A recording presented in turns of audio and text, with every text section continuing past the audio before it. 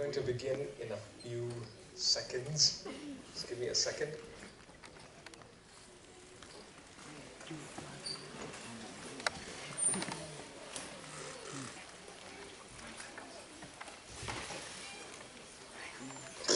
All right. Welcome back to Who is Jesus? I wanted to say thank you to you guys in advance for making the journey from wherever you are in Gurgaon or outside of Gurgaon to come and listen. And I really wanted to say to you guys that it has been so exciting for me to prepare for this. As I have been studying and learning and reading and rereading all of these different stories about what we know about Jesus, I am absolutely astonished at this man. So quickly, I'm going to review a little bit about what we talked about last week. Today we're talking about the teachings of Jesus. Last week we spoke about the life of Jesus. We found out a little bit about what he looked like, and if you were paying attention, you would realize that no one knows what he looked like, right? We had absolutely zero idea what Jesus looked like. Until 234 AD, where we had the first image we've ever had of Jesus, way back then. So, the other question was, where was he born? He was born in Bethlehem. And I showed you a Google Earth tour of the whole of the Middle East, where he traveled throughout his life. And then we talked a little bit about what he did. And I told you a few of many different anecdotes of exactly what Jesus did. Now, today I'm going to talk a little bit about what he said. And as I think about this, it is not so difficult. It's actually not very complicated what Jesus said. The hard part is that he was quite hard with some people. And with some people, it was almost painful to listen to him. So what I want to try to do is give you a feel for what he taught. I'm not going to actually talk about or summarize or whatever. I'm going to actually try to give you a picture of what Jesus taught. But before I do that, I wanted to take a step back and ask the question, how do we know what we know about Jesus? All right? So to do that, you guys paying attention? To do that, I'm going to show you a couple of pictures. And if you can kind of guess what kind of an animal I'm showing you, kids, okay? Actually, don't raise your hand. You can just shout it out if you know the animal. Okay, just shout it out. I'm sure you'll guess it. It's very easy. Or is it? All right, so we'll start. Okay, so the first picture, you see a tail. A lion? Yes, you are right. It is a lion. Unfortunately, you guessed it too quickly. But keep watching. So we have a picture here of a tail of a lion. Here's my next picture. What do you see? It's a paw of a lion. Yes. So we saw a tail, and here we see a paw, right? Keep waiting. Now what do you see? Yes, the eye, the scary-looking eye of a lion. Imagine standing face-to-face in front of one of these. Would you be scared? Oh, I would be a little nervous. All right, now what do you see? The mouth! Yes, the mouth of a lion. So now we have four pictures. We have a tail, we have a paw, we have an eye, and we have a mouth of a lion. And of course, what is that? Yes, you guys are super smart. You guessed that it was a lion, right? Now I wanted to give you these pictures because I want you to understand how we know about Jesus. Because in the very same way, we have four different biographies about him. All right? Four different stories written by four very different people. You might ask, why do we have four different ones? Why didn't people just cut up and paste everything and put it in one big book at one particular point in time? And the reason was because we need a great many eyes to tell us what actually happened. Because when Jesus was alive, no one was sitting there writing a biography. They were astonished at what they were seeing and hearing, and some were probably taking notes. Is anyone writing this down? Well, the first person, or the first biography that we have is called Matthew. I showed you a little New Testament last week, right at the end when we talked about it. And the first book is called Matthew. He was a tax collector, and he was one of the first followers of Jesus. And he wrote down a biography of him, and it's what we call Matthew. The second one is called Mark. Many people think it was actually the first one. Now, Mark was one of the followers of Jesus, but not one of the 12. And tradition has it that he followed a man named Peter, who was one of Jesus's core 3 group of friends. Okay, there was Peter, James, and John. Luke was a doctor. He's in fact the only person who's not a Jew who's written anything in what we call the Old Testament or the New Testament. Right? Luke writes a very extensive biography, and he interviews a number of people who knew Jesus, including his mother, Mary. And finally we have John. And John was one of Jesus' closest followers. He was with him every moment of his 3 years that he was with him.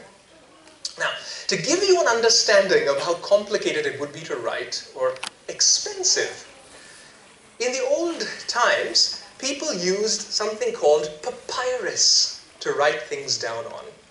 Now, I like to write as well, so I went out and bought a nice book to write stuff in, nice notebook. And it cost me, it was an expensive one. It cost me around 800 rupees to buy this very, very nice notebook, because I wanted to copy down some things. Well, do you know how much it would have cost Mark or Luke or Matthew to actually write down these biographies? Do you know? It would have cost them over 100,000 rupees just for the paper. In fact, the cost of paper, papyrus, was so expensive that most normal people would never have written anything down on paper, on papyrus. So you have to imagine, for somebody to actually buy that much papyrus, pay an additional 60,000, 70,000 rupees for a scribe to write it down, it was serious business, right? And that's what they did. Matthew, they estimate the cost of Mark, the shortest, would have been around 60,000, 70,000 rupees just to buy the paper. Mark and Matthew, which were longer, would have costed over 1 lakh just for that paper. A little more expensive than my little notebook, isn't it? Well, you understand that this is significant business. When they finished, people translated this or wrote this down. It was in Greek, and I have a little Greek New Testament from the best manuscripts that they've accumulated over the years. Over 20,000 different manuscripts exist from where we get the biographies about Jesus. And it's not just these 4 that's in that book. There are 23 other letters and documents that you'll find in the New Testament. All of them are about this man, Jesus. Okay, finished. So now, what did Jesus talk about? All right, what did he teach? Well, again, it's really easy. There are 2 primary things that he talked about. And the first was something called a kingdom. Okay? Kingdom. What's a kingdom? Well, a kingdom is a place where a king rules, isn't it?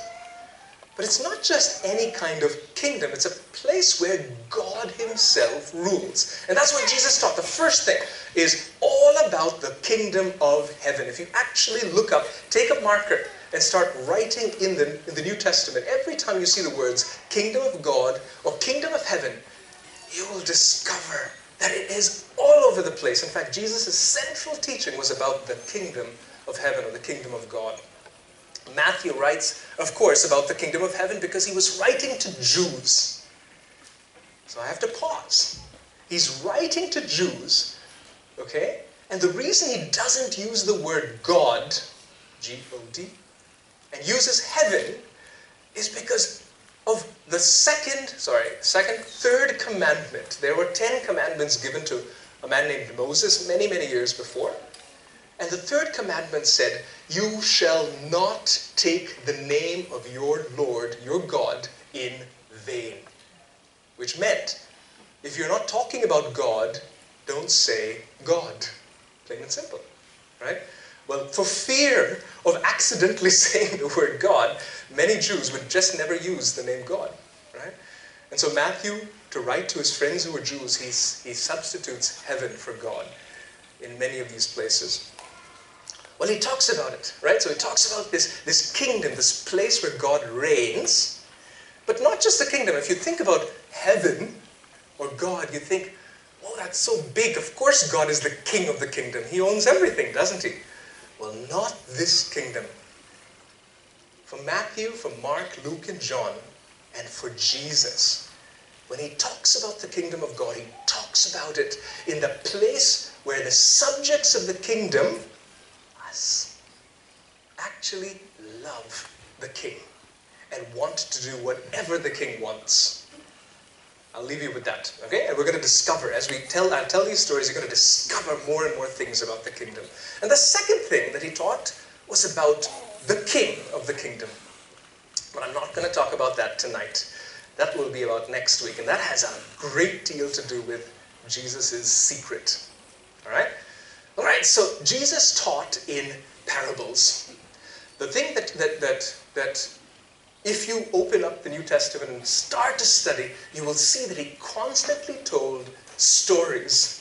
In fact, he told stories so frequently that Matthew writes these words. He says, Jesus spoke all these things in parables. In fact, he did not say anything to them without using parables.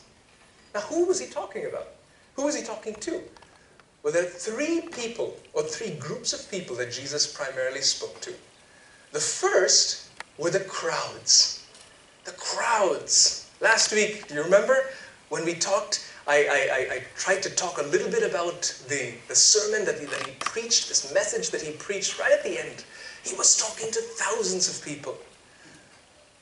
The crowds. But not just to the crowds as a whole bunch. There were individual people. Here's a group, there's a group. He also talked to religious leaders, and he finally talked to his disciples, and with all of them he used parables or stories. So I'm going to spend most of my time talking about these parables. I'm just going to tell them to you, and I want you to imagine being on the receiving end of these parables. And imagine especially what you would have felt like when you have heard these words. All right? Okay, so one of the first parables that Jesus taught was a parable about a farmer. And it happened like this. Jesus was actually in Capernaum. He was sitting in his house, and there was crowds all around. So he walks out of this house, or Peter's house, goes to the banks of the Sea of Galilee and sits down. Crowds began to fill the place. So Jesus tells his disciples, let's go into a boat. So Jesus sits in a boat, goes back a little farther, and then he begins to teach, and he taught them this parable. And he said, a farmer went out to sow seed. And as he sowed his seed, some seed fell on the path. But the birds quickly came and snatched up the seed. Well, some seed fell on rocky places where there was not much soil. The plants quickly grew because the soil was shallow. But when the sun came up, the plants withered and died because they had no root. Well, some seed fell among thorns. And as they grew together, they choked the plant so that it bore no fruit. And finally, some seed fell on good soil, where it grew and grew and produced a crop 30, 60, 100 times what was sown. And then Jesus says these words, he who has ears, let him hear. And then he would start another parable. And the crowds are listening and thinking, what does that mean? What did you just say? And Jesus didn't answer them, right? He went on and he talked to so many stories. He talked many stories. I'll tell you a couple of them later. So later on, the disciples come to Jesus and they ask him privately, why do you speak to the crowd in parables? And Jesus says, They will be ever hearing, but never understanding.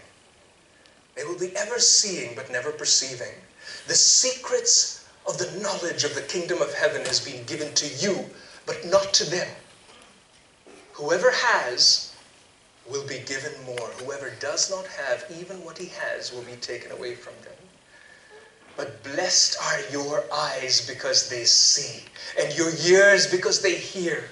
I tell you that many prophets and righteous men longed to see what you see, but never saw it, and longed to hear what you hear, but never heard it. This is why I speak to them in parables. Listen to what the parable of the sower means. And he starts with them, and he says, the seed that fell along the path. You following me? The seed that fell along the path is like the man who hears the word, but the evil one comes and snatches it away from his heart before he has a chance to understand it.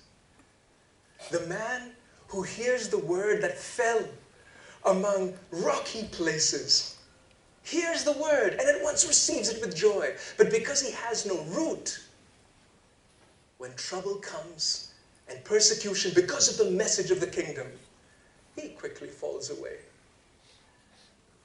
The seed that fell among thorns is the man who hears the word about the kingdom and receives it.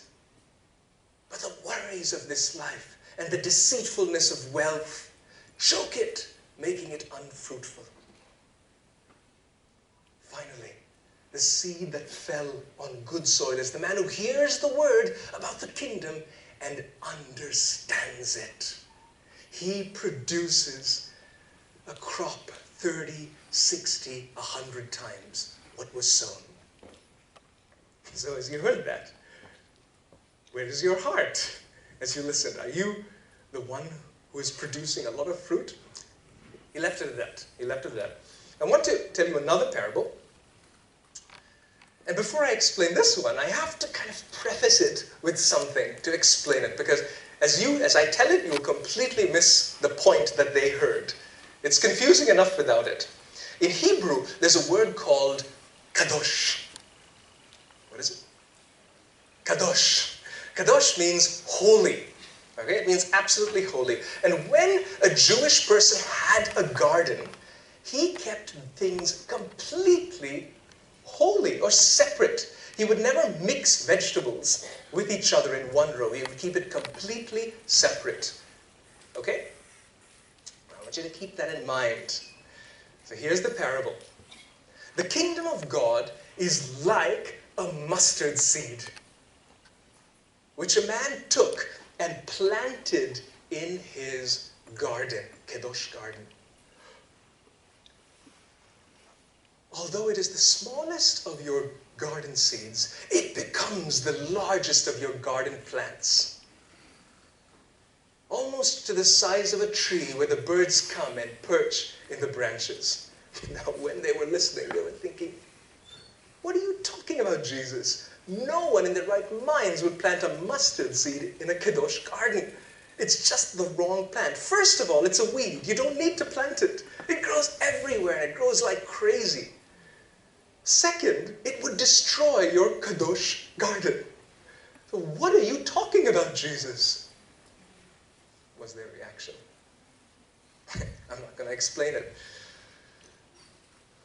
And now, he says, the kingdom of God is like a man who was walking beside a field. And as he was walking beside the field, he noticed something out of the corner of his eye under a stone. And it was shining. And as he went and looked underneath the stone, he lifted it up. And there he saw a beautiful coin. And then he dug a little more, and he found another coin. And yet another one. And then he looked around. No one had seen him. And so he got up, and he went home as fast as he could. And he sold everything he had. Every single thing that he had. And he went and he bought that field. Again, the kingdom of God is like a merchant looking for fine pearls. He was in the marketplace and he was looking and looking and looking until he found a pearl and he knew the value of it. And so he went home and he sold everything he had and he came back to the merchant, to the seller, and bought that pearl because he knew its value. Okay? So, I'm going to show you a picture. Alright? Do you see, everyone see what the picture is? What is it? A ring. It's a beautiful ring. Alright? Now, suppose you were walking in the garden, you were walking in the marketplace with your wife. Okay? Not you guys. You guys don't have wives yet. You were walking with your wife and your wife spots this ring and she says, honey, I love this so much. I really want it. What are you willing to pay for this ring? What if the seller asks, the retailer asks, sir, this is 30,000 rupees for your wife. Would you pay it? 30,000 rupees. Would you pay 30 for that? What if he asks you for 60,000 rupees? Would you pay it? It's for your wife, of course, right? Honey, I love it so much. What if he says 1 lakh for this thing? Would you buy it? No way. I heard that. No way. But what if he says 10 lakhs? Never. Let me ask you, what if he says 1 crore for this ring? Would you buy it? The PMI, the EMI, really. The EMI. You know, here's the truth. If I was a jeweler, if I knew jewelry and I knew diamonds and I saw that ring, and the man had asked me for 1 crore for that ring, do you know what I would do? I would sell every single piece of property that I have. I would liquidate all my assets. I would get rid of every single thing that I own in this world, including all my clothes and every single thing, to buy that ring. Do you know why? That ring is called the Oppenheimer Blue. It is the most valuable diamond in the world. Do you know what it's worth? 323 crore for that ring. And if I saw that in the marketplace for 1 and I knew what it was, would it be foolish for me to sell everything I had and buy it? Oh no. In fact, it would have been the smartest investment decision I would have ever made. For if I sold it at Sotheby's in May, I would have got in my pocket $50.1 million. For 1 crore. Right? That's what Jesus is saying with these parables. Do you know how valuable the kingdom of heaven is? I once read, and I love this quote. I'm going to read it to you, okay? It's by a man named C.S. Lewis. And C.S. Lewis was a professor at Oxford, at Cambridge, of English literature, right around World War II. And this is what he writes. He says, indeed, if we consider the unblushing promises of reward and the staggering nature of rewards promised in the biographies of Jesus, it would seem that Jesus finds our desires not too strong, but too weak. We are half-hearted creatures, fooling about with money and with sex and with ambition, when infinite joy is offered to us. Like an ignorant child playing about in a mud puddle when an offer of the holiday at the sea is given to him. Right? Do you feel it? This is what he's talking about. This is what he means when he talks about heaven. Another quote. This is from the Chronicles of Narnia. I don't know if you've ever read this. This is the last book of 7 books that C.S. Lewis wrote. And right at the end, he's talking about heaven. And this is what he writes in, this is a children's book, by the way, right? It's called The Last Battle. So I'll read 2 paragraphs, real quick. A unicorn suddenly says what everyone else is thinking. I have come home at last.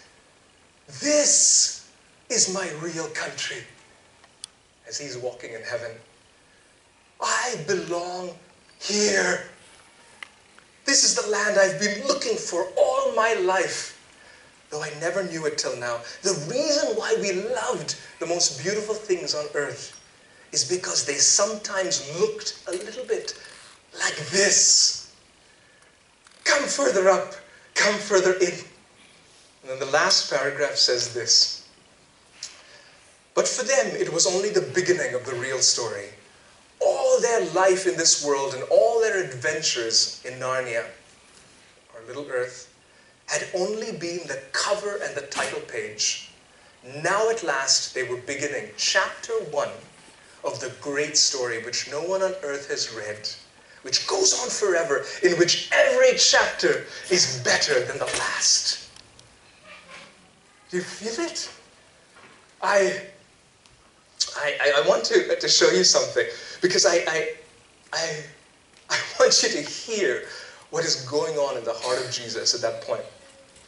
And so, I brought myself a little bit of a tiger. You see it? You see this tiger? Alright. This is a real tiger, isn't he? Oh, he's amazing. I feel his fur and I feel, oh, this is reality. Tigers can't be better than this, can they? Can they? Maybe. Well, I don't know anything about tigers. I just think this is just a wonderful tiger. And as I look at this tiger, I'm just in awe. Roar! He roars at me and I feel trembling inside. Wow, how cool is that? I'm a tiger. Right? Well, the difference between the best things on earth and the best of heaven is this. If you compare, I've woken up some mornings and my wife has some plants outside of our house and the sun is radiant on those money plants. In the beauty of the sun, and I look and I see the beauty, and I'm actually filled with happiness as I see the beauty of the sunshine dappled on those leaves, and I feel, oh, it takes my breath away. And I want to take a picture, but I can't. I take a picture and it doesn't do justice to what I see with my eyes. But in heaven, what we see will be the real thing, to which that money plant and the beauty that my eyes can fathom is only a shadow. Just like this tiger is only a shadow to the real thing. Have you ever been with a tiger? I have. That's there. It's not Photoshop. We were there. And I tell you, I was touching an animal that could literally kill me. And it was terrifying. To actually feel that fur, to feel the breath of that animal, to hear its heartbeat. It was amazing. I'll never forget it. And now I look at this and I think, that's a tiger. What is that? That's a tiger. And that, my friend, is what Jesus means when he talks about heaven. You feel it? Do you feel the difference between earth and heaven? Ah, it's extraordinary. So he goes on, all right, to the crowds. One man calls out to him. Actually, I was going to ask one of you to yell out, but I decided it would interrupt the rest of you. A man, while Jesus was talking, shouts out, "Teacher, tell my brother to divide the inheritance." And then Jesus looks at the man and says, "Man, who asked me to be a judge and arbiter for you?" And he tells the crowds, "Watch out. Be on your guard against all kinds of greed. For a man's life does not consist in the abundance of his possessions." And then he tells this story. There was a rich man whose ground produced an overwhelmingly good crop that year. And he looked at the crop and he thought to himself, where am I going to put all these crops and all the money that I'm going to get from this? Then he said to himself, I have an idea. I will tear down my barns and build bigger ones. And there I will store all my goods and all my crops. And then he said to himself, Self, then I will take my life easy. I will have plenty of things for the next few years. And so I will eat and drink and actually enjoy my life. Jesus says, little did he know, God was saying to him, you fool, this night your very life will be taken from you. And then who is going to get all the things that you've prepared for yourself? I tell you that man was silent, and so was the rest of the crowd. A man's life does not consist in the abundance of his possessions. But he didn't just tell parables to the crowds, he also told them to the religious leaders. Okay? Do you know the religious leaders? These were the Pharisees and the Sadducees and the Levites and the teachers of the law, the scribes. These were people, and there were plenty of them, who knew very, very well what the Old Testament said. They were sharp people, and they understood the law with a fine-tooth comb. One particular day, a teacher of the law approached Jesus, an expert, Luke says, in the law. He approaches Jesus and he says, Teacher, what must I do to inherit eternal life? Jesus looks at him and replies, and he says, what is written in the law? How do you read it? And the man says, love the Lord your God with all your heart and with all your mind and with all your soul and with all your strength. And love your neighbor as yourself. And Jesus says to him, yes, do this and you will live. And the man, wanting to look very good in front of Jesus, asks, but who is my neighbor? Now, what I'm going to do is tell the parable. I'm going to offend you. Maybe, right? I hope not. But maybe you'll take an offense, so please forgive me if you do, because I'm going to substitute one word for another. And I'll tell you what it is. A man was walking from Jerusalem to Jericho. It's a 25-kilometer walk, and it would take you about 8 hours to do. He was walking from Jerusalem to Jericho when all of a sudden he fell into the hands of robbers. And these men beat him, took his clothes, and left him half dead and went away.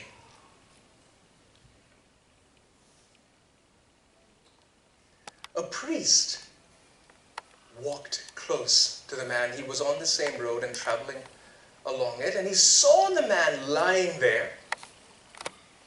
Okay? He saw the bloodstains on him. He saw him moaning. And he stepped aside and went to the other side and kept walking. Ask yourself, what would you do? Another religious leader was walking on the same road, and as he saw the man, he looked around. If he had a watch, he would have looked at it, and kept on walking. And on that same road, a man from Pakistan, did I offend you? A Pakistani man was walking. And he saw the man who was beaten, who was lying half dead. And he went to him and he had compassion on him. And he poured oil and water on his wounds and bandaged them up.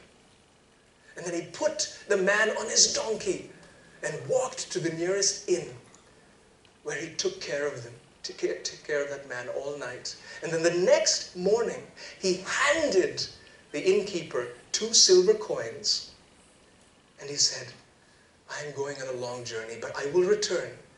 Any extra expense that this causes you, I will reimburse you. just take care of this man. And then Jesus asks the teacher of the law, which of these three was a neighbor to the man who had fell into the hands of robbers? And the teacher of the law looked down. I suppose the man who had mercy on him, the Pakistani. And Jesus said, go and do likewise. You feel it? The word is Samaritan. Yeah, he uses the word Samaritan. And Samaritans, like I mentioned the last time, were the bad guys. The Jews and the Samaritans certainly didn't get along. Right? They were enemies, if you will. But they lived close. They were next door neighbor. They were truly brothers. And Jesus uses that as the hero, that man as the hero of his story. Hence my Pakistani story. Once, Jesus was sitting with a group of people who weren't the nicest people in the world. They were tax collectors and prostitutes and the marginals of society. He was sitting with them having dinner because one of the tax collectors had invited him for dinner. He was a wealthy man, and he had lots of friends who weren't the nicest friends. So as they sat down to eat, some religious leaders came to Jesus, came to the Pharisees' house, they came to the tax collector's house, and they were looking at Jesus, and they whispered to each other, this man welcomes sinners and bad people. How can he call himself a teacher? And Jesus looked up at them and said, let me tell you a story. And he began to tell one story, one parable, and then another. And this is the third story that he tells. He says, a man had 2 sons. The younger son came to him and asked, Father, give me my share of the inheritance. Ooh. While he's still alive. Well, the father nods his head and decides he will do what the son has asked him to do. So he divided the inheritance between the older and the younger boy. Not long after that, the younger boy went on a long journey. He gathered all of his money and he went to a distant country. And there in that country, he squandered every single rupee that he had on wild parties and on prostitutes until he had nothing. A little while later, there was a famine in that land. And then this boy began to feel his need. So he hired himself out to a farmer who sent him into his fields to feed his pigs. I tell you, the young boy looked with envy at the pods that he was feeding the pigs and wished he could have some of his own. For the pigs were being better cared for than he was, but no one took any notice of him or gave him anything to eat. When he came to his senses, the boy said to himself, what am I doing? Even the least of my father's servants has more to eat and better to eat than this. What am I doing? This is what I will do. I will go back to my father and I will say to him, Father, I have sinned against heaven and against you. I am no longer worthy to be called your son. Make me like one of your hired servants. That is what I will do. And so the boy set out on a long journey with nothing but the rags that he had on his bare bones back home. In the meantime, his father was looking and looking. And when he saw his son a long way off, he got out of his house and ran as fast as he could until he saw his son and he threw his arms around him and he said, Son, son. Of course, the son, now very, very thin in bones, he says, "Father, I have sinned against heaven and against you. I am no longer worthy to be called."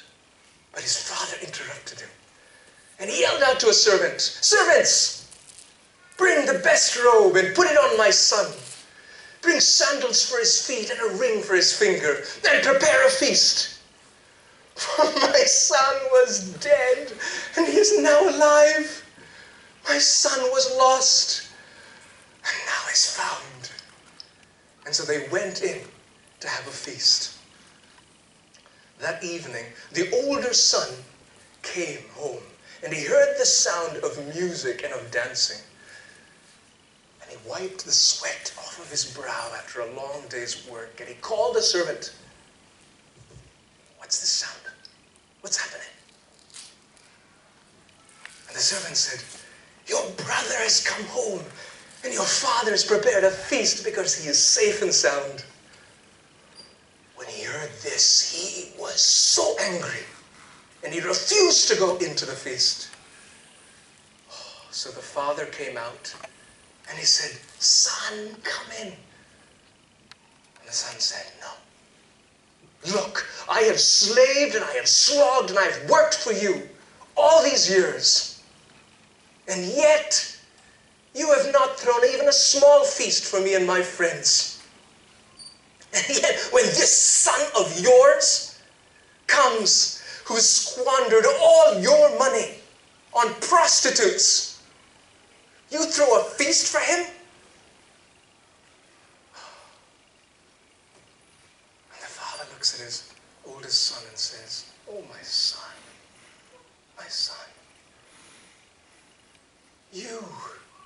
you have everything that I own. It's all yours. Nothing that I have doesn't belong to you. But this brother of yours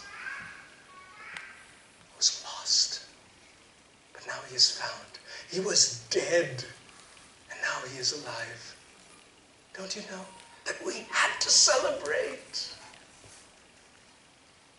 Of course, the Pharisees and the Sadducees and the teachers of the law are completely embarrassed because Jesus has just revealed to them how much God loves the sinner. How much? Do you feel it? And if you were the Pharisee asking that question, how would you feel? But he didn't just talk to the Pharisees and the crowds about the kingdom of heaven. He also talked with his disciples. All right? So I'm going to do this a little bit differently. Okay? And I'm going to call a little girl up. Akriti, where are you? Akriti. There you are. Come up, come up. So, as she's coming up, his disciples were having an argument. It was a vociferous argument. They were shouting and yelling at each other. And then they come to Jesus. You're doing good. All right, here we go. So they come to Jesus and they ask, "Jesus, who is the greatest in the kingdom of heaven?" And Jesus looks at them. And then he calls a little boy, a little child from the crowd. And he brings that child in front of all of them. Just like you. Yeah? But you're not a little boy, you're a little girl. And then he says to all of them, he says, "Unless you change and become like little children, you will never enter the kingdom of heaven. For unless you become like this child, you will certainly not enter the kingdom of heaven. Unless you humble yourself like this little child, you will never enter the kingdom of heaven. Therefore, a little child like this is the greatest in the kingdom of heaven. And whoever welcomes a little child like this welcomes me. But if anyone causes one of these little ones to sin, I tell you the truth, it would be better for him to have a heavy millstone tied around his neck and drowned at the bottom of the sea. Thank you. You did good. And his disciples were silent. And then he says to his disciples, woe to the things that cause people to sin. And he tells them another parable. And he says to them, suppose a man has, sorry, I missed the slide. These are his disciples. Suppose a man has 100 sheep on the hills. 100 sheep on the hills. And one of them wanders away. Will he not leave the 99 there on the hill and go after the one who has wandered off? And if he finds it, I tell you the truth, he is more happy about the sheep that has wandered off than about the 99 who did not wander off. And then Peter is still stinging from the argument. And then he says, oh, Jesus, how many times shall I forgive my brother when he sins against me? Up to 7 times? What do you think? Up to 7 times? It's a lot. If somebody does something bad to you once, you're angry. What if he does something twice and thrice and 4 times and 5 times? So Peter's being generous, I think. Well, Jesus looks at Peter and his face falls. Peter, not 7 times, but 70 times 7. Therefore, the kingdom of heaven is like a very, very wealthy king who wanted to settle accounts with all of his servants. And so he calls all of his servants together. Listen. And one particular servant owed him 10,000 talents. Do you know what 10,000 talents is today? It is 100,000 crore. 1 lakh crore. $15 billion. Okay? So the servant who owes him 10,000 talents is brought before this very, very wealthy king. And the king simply says, pay back the money that I've given you.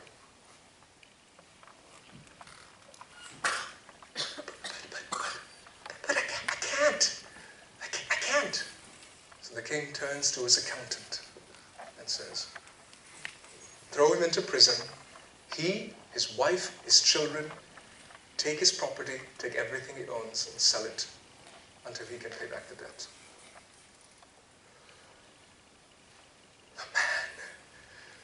The man gets on his knees and says, please, please, I beg of you, be patient with me. Be patient with me and I'll pay you back everything I owe you. And the king looks down at him in total silence. And he says, all right. He looks at the accountant and he says, cancel his debt. The man was absolutely unnerved. He got on his face and kissed the king's feet. He, trembling, walked out of the courtroom. He was forgiven. $15 billion.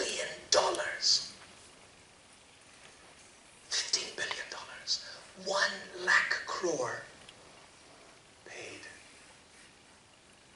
And then, as the man walked out of the courtyard of the king, he saw a friend of his who owed him 60,000 rupees. Do you know what he did?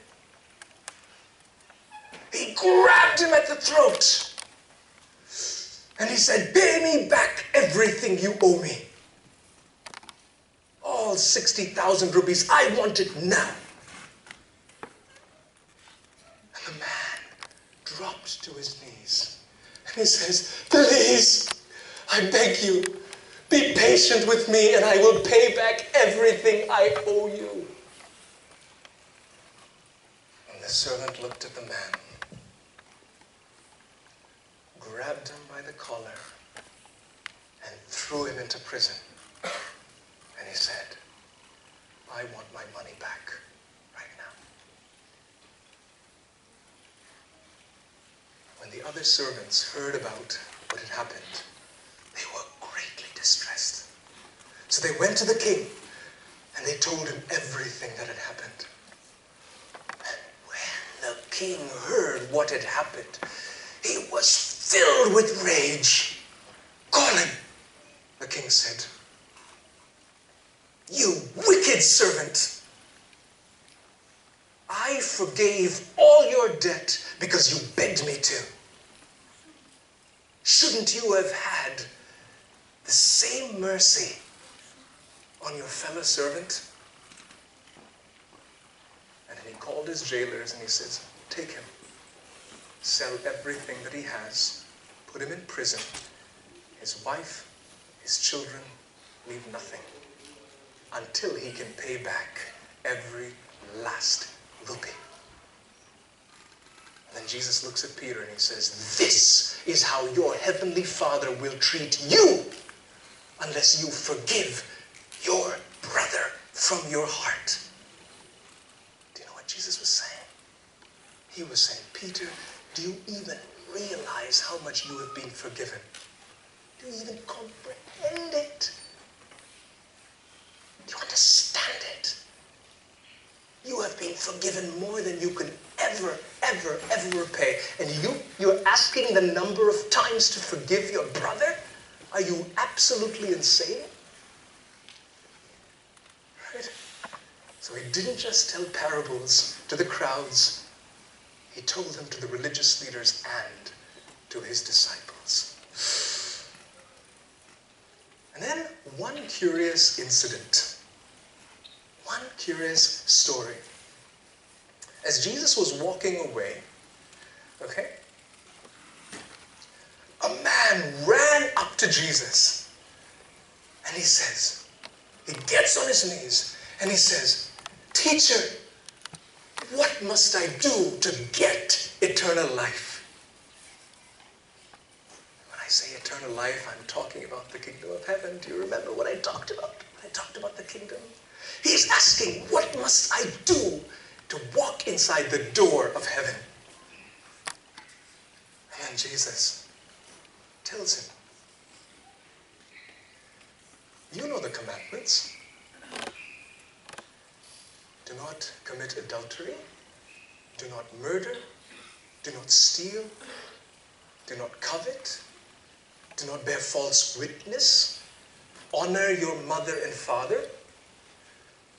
And the man looked at Jesus and he says, "Oh, all these things I have done since I was a boy." And do you know what Mark writes in his biography? Every time I read it, I almost cry. He says, Jesus looked at the man and loved him. Loved him. Because he earnestly sought to do what was right. He loved him.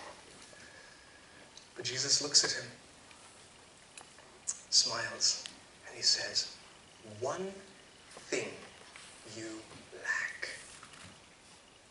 One thing. Go, sell every single thing that you have. Everything. Give it to the poor.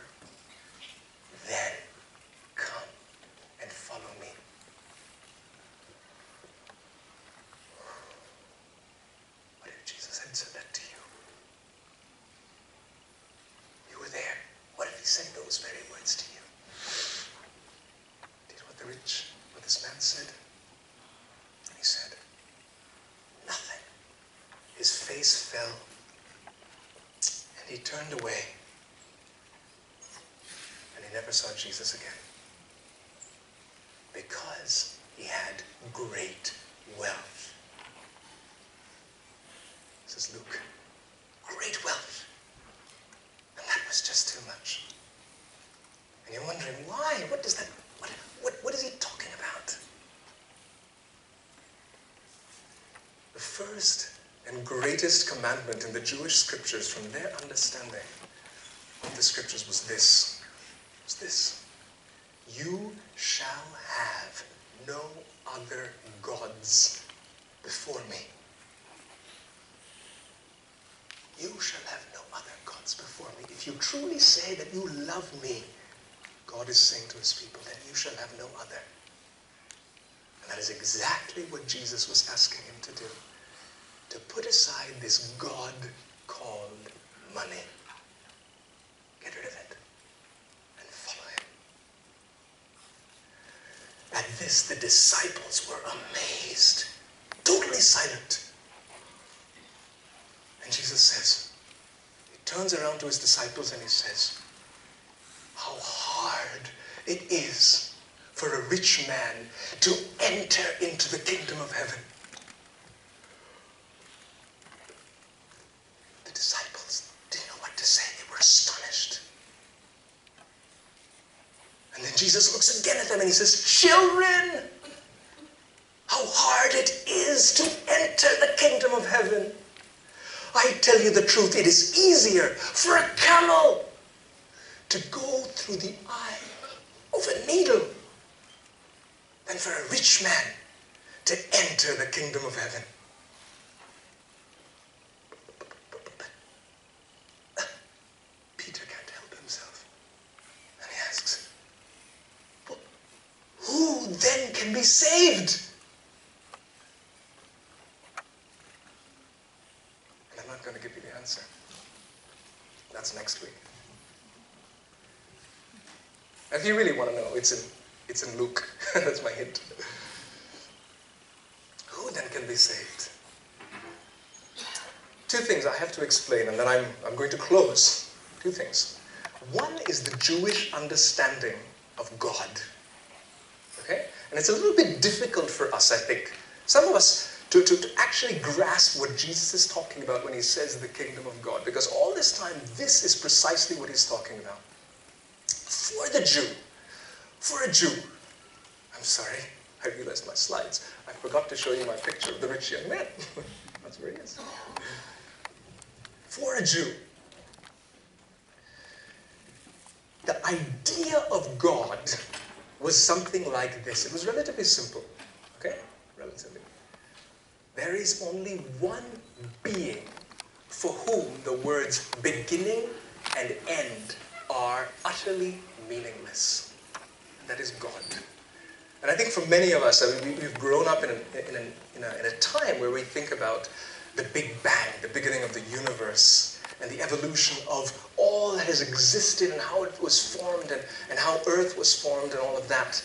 Well, for the Jew, there is one who never had a beginning, and that was this being called God. In fact, he was outside of the universe. Okay? I have to kind of explain it to you, because when you hear those words, it will be meaningless. I won't be communicating to you. So this idea of God was central. There's this central teaching in Judaism from this 5th book of the Torah, or the Old Testament. And it's called the Shema. The Shema means literally listen. And it's basically the first word of this sentence. And he says, Shema Israel, Yahweh Eloheinu Yahweh Ehad. That's the Shema. Hear, O Israel, the Yahweh, the Lord, our God, the Lord is one.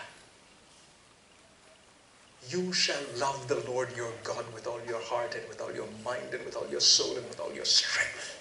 That's the Shema. That's the central tenet of the entire law. It was summed up in those words, the Shema. the word ehad, one, meant that the being that was behind all things that we see and feel and taste and touch and smell and experience with all of our faculties was beyond and separate from that which he had made. Does that make sense? All right? It's a little bit background to when he talks about the word God. Okay? The second word I want to explain is the word Father. The word Father. I don't think I fully understood that word until I had children myself. And you've already heard Jesus use this word many, many times.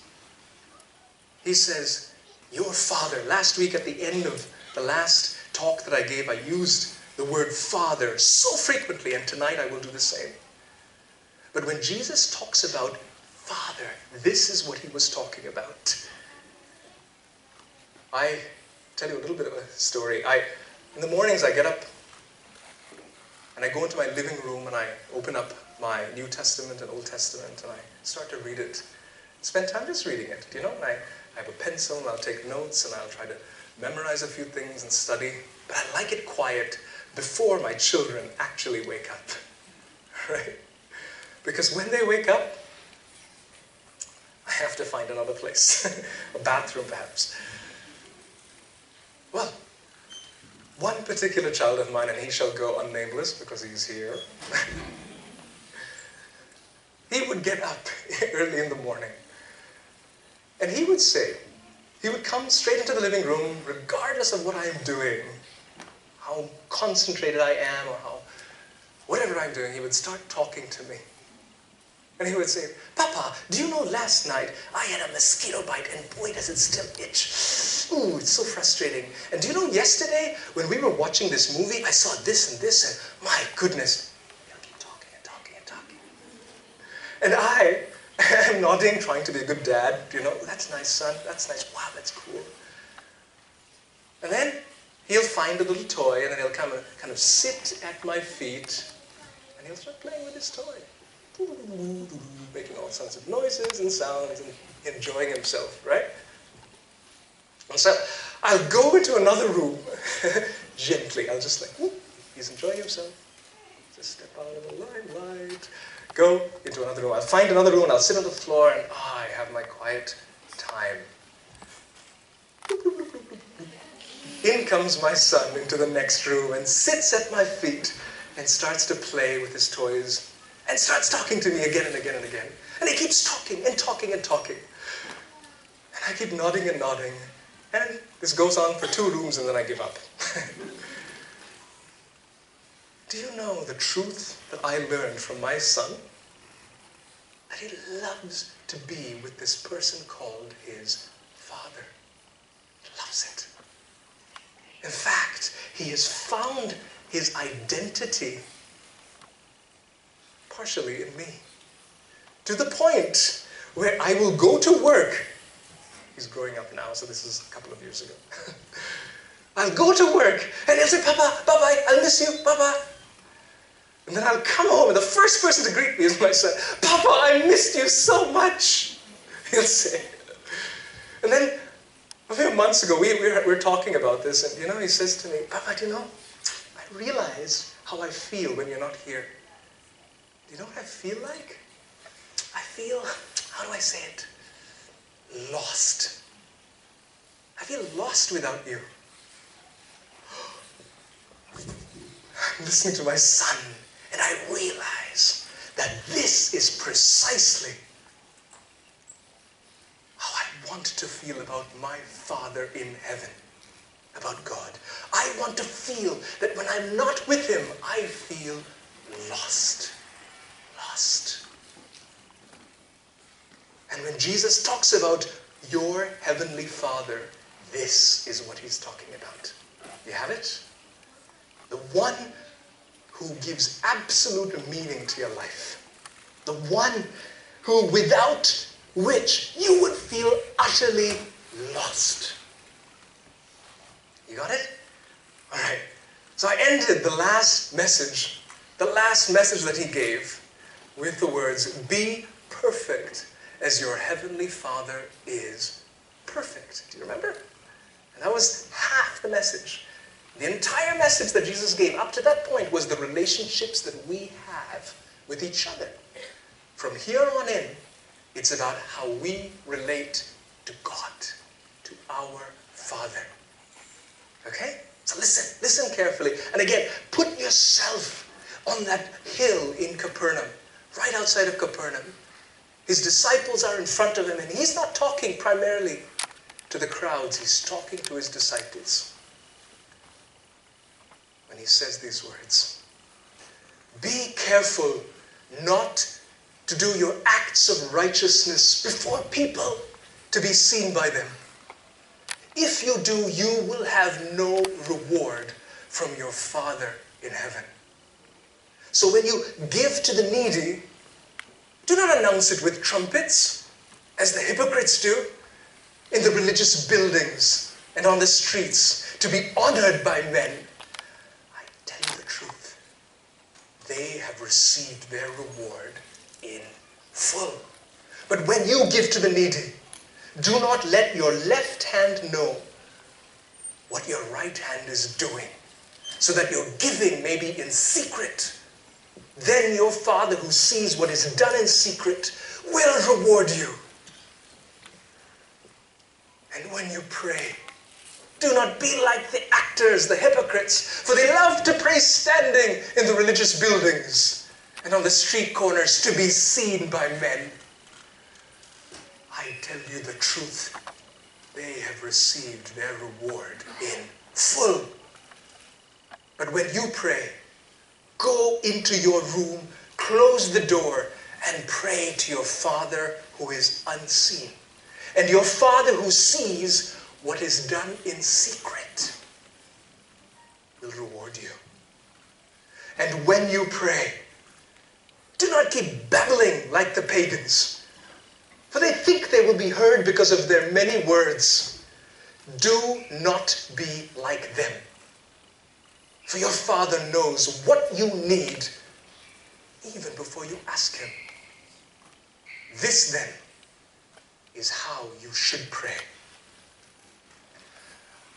Our Father who is in heaven, oh, hallowed, honored, treated as holy and perfect be your reputation, be your name through my life. Your kingdom come, whatever you want be done in my life as it is done in heaven. Father, give me today all that I need to live. Forgive me my sins, as I have already forgiven those who have sinned against me. And lead me not into temptation, but deliver me from the evil one. For if you forgive those who sin against you, your heavenly Father will also forgive you. But if you do not forgive men their sins, your heavenly Father will not forgive your sins. And when you fast, do not look somber. Oh, I'm fasting, as the hypocrites do, for they love to disfigure their faces to show men they are fasting. But when you fast, pour oil on your hair and wash your face, so that it will not be obvious to men that you are fasting, but only to your Father who is unseen. And your Father who sees what is done in secret will reward you. Do not store up for yourselves treasures on earth, where moth and rust destroy, and where thieves break in and steal. But store up for yourselves treasures in heaven, where moth and rust do not destroy, and where thieves cannot break in and steal. For where your treasure is, there your heart will be also. The eye is the lamp of the body. If your eyes are good, your whole body will be full of light. But if if your eyes are bad, your whole body will be full of darkness. If then the light within you, my disciples, is darkness, how great is that darkness? No man can serve two masters. Either he will hate the one and love the other, or he will be devoted to the one and despise the other.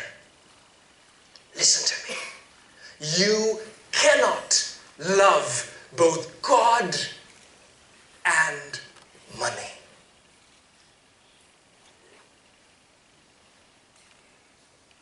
Therefore, do not worry about your life, what you will eat or drink, or about your body, what you will wear. Is not life more important than food, and the body more important than clothes? Look at the birds of the air. They do not sow or reap or store away in barns, and yet your heavenly Father feeds them. Are you not much more valuable than they? Which of you, by worrying, can add a single hour to his life? And why do you worry about clothes? See how the lilies of the field grow. They do not labor or spin. Yet I tell you that not even the greatest of kings was adorned like one of these. And if that is how God clothes the grass of the field, which is here today and tomorrow is thrown into the fire, will he not much more clothe you, O you of little faith? So do not worry, saying, what shall we eat? Or what shall we drink? Or what shall we wear? For the pagans, the lovers of pleasure, run after all these things, and your heavenly Father knows that you need them. But seek first his kingdom and his righteousness, and all these things will be given to you as well. Do not judge, or you too will be judged. For in the same way you judge others, you will be judged. And with the measure you use, it will be measured to you. Why do you look at the speck of sawdust in your brother's eye and pay no attention to the plank in your own eye? How can you say to the brother, let me take the speck out of your eye, when all the time there's a plank in your own eye? You hypocrite, you actor. First, take the plank out of your own eye. Then you will see clearly to remove the speck from your brother's eye. I tell you, do not give dogs what is sacred. Do not throw your pearls to pigs. If you do, they may trample them under their feet and then turn and tear you to pieces. Ask, and it will be given to you. Seek, and you will find. Knock, and the door will be opened to you. Which of you, if his son asks for bread, will give him a stone? Or if he asks for a fish, will give him a snake? If you then, though you are evil, know how to give good gifts to your children, how much more will your Father give good gifts to those who ask him? So in everything, do to others what you would have them do to you, for this sums up the law and the prophets. Enter through the narrow gate. For wide is the gate, and broad is the road that leads to destruction, and many enter through it. But small is the road, and narrow the gate that leads to life, and only a few even find it. Watch out for false teachers. They come to you in sheep's clothing, but inwardly they are ferocious wolves. Listen, by their fruit you will recognize them. Do people pick grapes from thorn bushes? Or figs from thistles? Likewise, every good tree bears good fruit, and every bad tree bears bad fruit. A good tree cannot bear bad fruit, and a bad tree cannot bear good fruit. Every tree that does not bear good fruit is cut down and thrown into the fire. Thus, by their fruit, you will recognize them. Not everyone who says to me, Lord, Lord, will enter the kingdom of heaven, but only he who does the will of my Father who is in heaven. Many will say to me on that day, Lord, Lord, did we not prophesy in your name, and in your name drive out evil spirits and perform many miracles? Then I will tell them plainly, I never knew you. Away from me, you evildoers.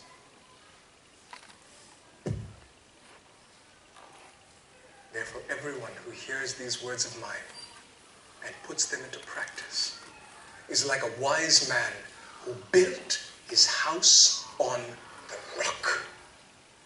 The rains came down, the streams rose, and the winds blew and beat against that house.